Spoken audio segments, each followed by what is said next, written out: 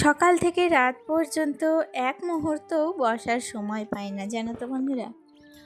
আসলে আমি সংসার জীবনে যতটা দায়িত্ব আমার সংসারের প্রতি দেই, তার থেকেও দ্বিগুণ বেশি দায়িত্ব আমার সন্তানের প্রতি।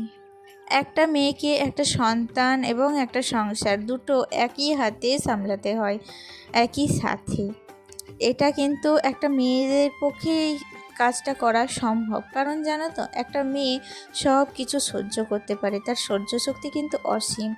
আর কোনো কারণে যদি তার এই সহ্য শক্তি ভেঙে যায়, একবার যদি সে দুর্বল হয়ে পড়ে, তাহলে সেই মেয়েটাই কিন্তু আর কিচ্ছু পারে না। তাই যেমন একটা মেয়ে গড়তেও পারে, ঠিক তেমন একটা মেয়েই ভাঙতে পারে। তাই জন্য আজকে চলো আমি তোমাদের সাথে শেয়ার করব আমি সংসারের কাজ সারা দিন একা হাতে, আবার তারপর বাচ্চা সামলানো, সব কিছু কীভাবে ম্যানেজ করি। চলো তাহলে দেরি না করে আজকের ব্লগটা শুরু করা যাক। নমস্কার, কেমন আছো সবাই? আশা করছি সবাই খুব ভালো আছো। আমরাও বেশ ভালো আছি। আমি সুমি। আজকে আমার আরও একটি নতুন ব্লগে তোমাদের অনেক অনেক স্বাগত জানাই। আমার দিনের শুরু হয় খুব সকাল, একদম ভোর 5টা থেকে। ঘুম থেকে উঠেই প্রথমে সন্তানের প্রতি দায়িত্ব।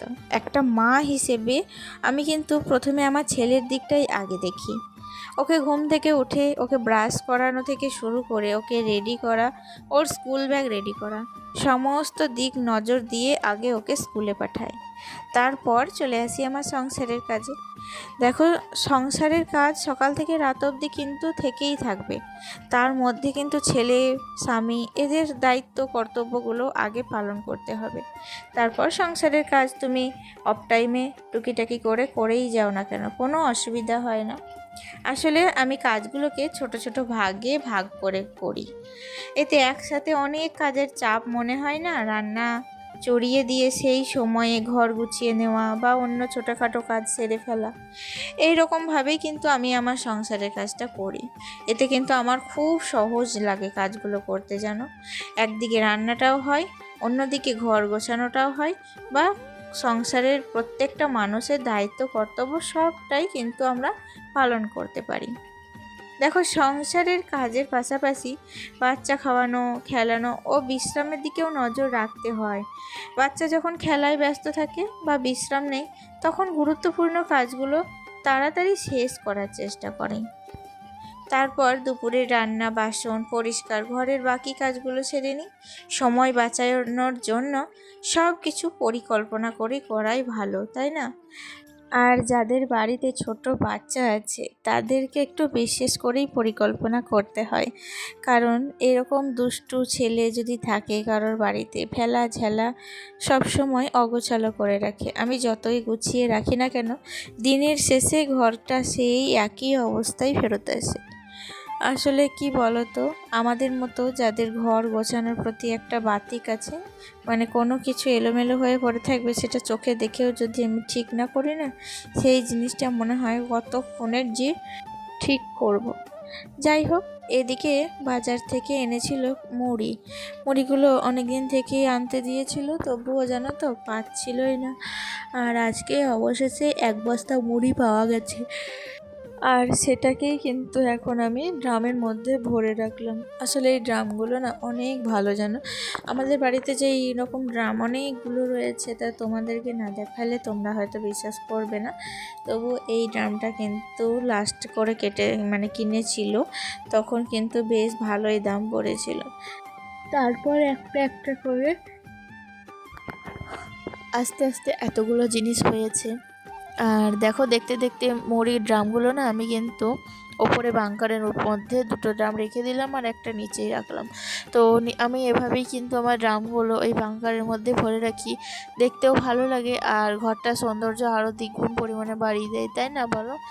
যাই হোক, দেখো, তোমার সাথে কথা বলতে বলতে আমার কিন্তু এখানে অনেকগুলো কাচাকুচি ছিল, সেগুলোও কিন্তু কমপ্লিট হয়ে গেছে, জানো তো। এত কিছুর পরেও ভাবছিলাম যে রান্নাবান্না কি করব, কখন করব, শেষ হবে কখন, এটাই কিন্তু মাথার মধ্যে সব সময় ঘুরপাক খাচ্ছিল। তো ভাবা অমনি যেমন কাজ। আসলে সকালবেলা উঠে একজন নারী যখন প্রথমবার তার সন্তানের মুখে মা ডাকটা শোনে, তখন যেন তার জীবনের একটা নতুন অধ্যায় শুরু হয়। সেই মুহূর্তটা ভাষায় প্রকাশ করা খুবই কঠিন। অনেকেই বলে মা হওয়ার পরই একজন নারীর জীবন পূর্ণতা পায়। আর সত্যি বলতে বাচ্চার মুখে মা ডাকটা শোনার অনুভূতি একদম আলাদা। আমার জীবনেও সেই মুহূর্ত এসেছে। অনেক সময়, অনেক প্রার্থনা আর অনেক স্বপ্নের পর আমি আমার সন্তানের মুখে মা ডাকটা শুনেছি। তবে পৃথিবীতে এমন অনেক মানুষ আছে যারা দীর্ঘ অপেক্ষার পরেও এই সুখটা পান না। তাদের কষ্টটাও অনেক গভীর। জীবনের সবসময় সবার জন্য একই রকম হয় না। আমরা প্রত্যেকেই ভগবানের দেওয়া জীবনের পথে চলি। মানে কার জীবনে কী আশীর্বাদ, কী পরীক্ষা থাকবে সেটা হয়তো আগে থেকে কেউ জানে না। আর নিজের জীবনে যা পেয়েছি তার জন্য কৃতজ্ঞ থাকার চেষ্টা করি। আর যারা এখনও অপেক্ষায় আছেন তাদের জন্য মন থেকে শুভ কামনা করি। জীবনের প্রতিটা আশীর্বাদকে ভালোবাসুন, পরিবারের মানুষদের মূল্য দিন, আর সব সময় ইতিবাচক থাকার চেষ্টা করুন। এদিকে রান্না বান্না সমস্তটা কমপ্লিট হয়ে গেছে। আজকে রান্না করেছিলাম ডিমের ঝোল, আর তার সাথে করেছিলাম একটু রসা। রান্নাবান্না কমপ্লিট করে ছেলেকে রেডি করে নিয়েছি। দেখতে পাচ্ছ কেমন দুষ্টুমি করতে করতে রাস্তায় হাঁটাচলা করছে। এখন বর্তমান সমাজে একটু দেখে শুনে যদি বড় করে না যাওয়া যায়, তাহলেই কিন্তু নিজের প্রাণটা অকালে যাবে। আজকে এসেছিলাম একটু ব্যাংকে, জানো তো। আসলে অনেক দিন থেকেই ভাবছিলাম আসবো করে। বাইরে যা রোদ গরম কয়েকদিন আগে পড়েছিল, এই রোদ গরমের জন্য আসতে ভীষণ ভয় করছিল। আর এখন কিন্তু মেঘলা ওয়েদার, তাই জন্য চলে এসেছি। আর ছেলেকে নিয়ে কিন্তু দেখো সই করিয়ে দিয়েছি। আর আমি আর ছেলে ফাইনালি ব্যাংকের সমস্ত কাজ কমপ্লিট করে এসেছি একদম ছাদে তখনও কিন্তু দুপুরে জামা কাপড় বেশ কিছুটা রয়ে গিয়েছিল, সেগুলোই এখন তুলছে আমার ছেলে।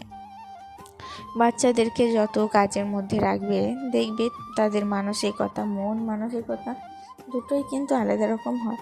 তো এদিকে আমাকে কাজগুলো করে দিয়ে ওর বাবা ডাকছিল, তাই জন্য ও কিন্তু নিচে বাড়ির দিকে রওনা দিল। আর এদিকে আমি ততক্ষণে, আজকে যেহেতু মেঘলা করছে, অনেকগুলো দোপাটি গাছের চারা, মোটামুটি 10 থেকে 11টা মতো চারা তুলে নিয়েছি। সেগুলোকেই কিন্তু এখন আমি অন্য জায়গায় লাগাবো। আসলে একটা টবে অতগুলো গাছ তো একসঙ্গে হওয়া সম্ভব না। আর আমার তো ছাদ বাগান এমনিতেও গাছের প্রচণ্ড শন, মাটিরও প্রচণ্ড শন। তাই ওই যে মাটিগুলো ওই বস্তাগুলোই ভরে রেখেছি।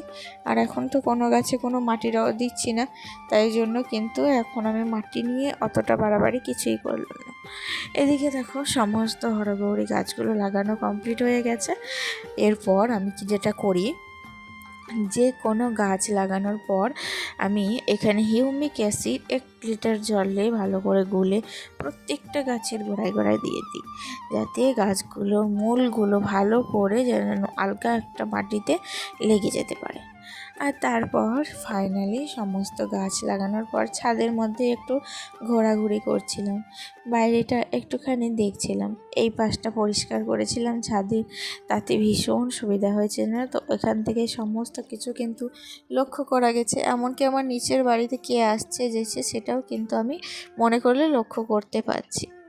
চলো তাহলে বন্ধুরা, তারপর দেখো এখানে কিন্তু আমি এখনও পর্যন্ত দাঁড়িয়ে আছি। এরপর নিচে যাব, আর নিচে গিয়ে সংসারের বাকি অন্যান্য কাজে হাত দেব। তাহলে চলো আজকের মতো ভিডিওটি এখানেই শেষ করছি। দেখা হচ্ছে নেক্সট ব্লগে। টাটা।